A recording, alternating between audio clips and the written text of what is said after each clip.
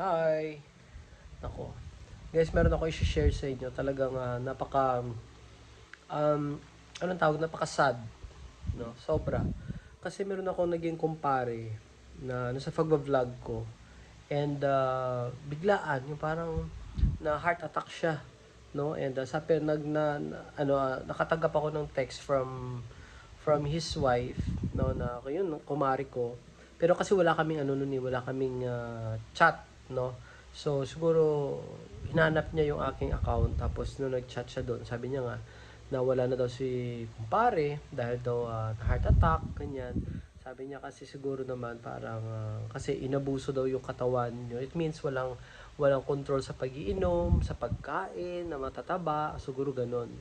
So, yun.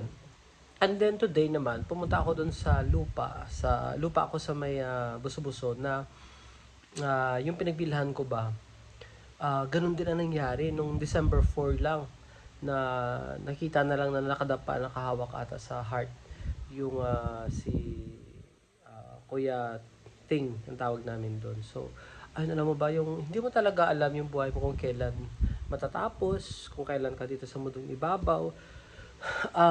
Very important talaga na habang nabubuhay ka, yung enjoy mo lang yung life, avoid mo yung stress, at kahit papano dapat magkaroon tayo ng pag-alaga sa sarili natin. Maging health conscious tayo kahit papaano, kahit hindi man todo-todo, pero kahit papaano talaga.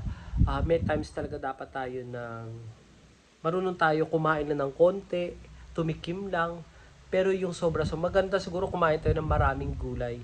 Pero yung mga karne-karne talaga, mas maganda siguro avoid na, lalo pa yung matataba. At saka yung pag-iinom, no? As much as possible, mas maganda yung yung, alam mo yung, 'di ba, yung sakto lang, hindi yung basta ginagawa ng habit every week, no? Mayroong ganun eh. So, yung lagi pa kumakain ng matataba, tapos yung pulutan, yung sa inuman. So, talagang mapapabilis talaga ang buhay mo.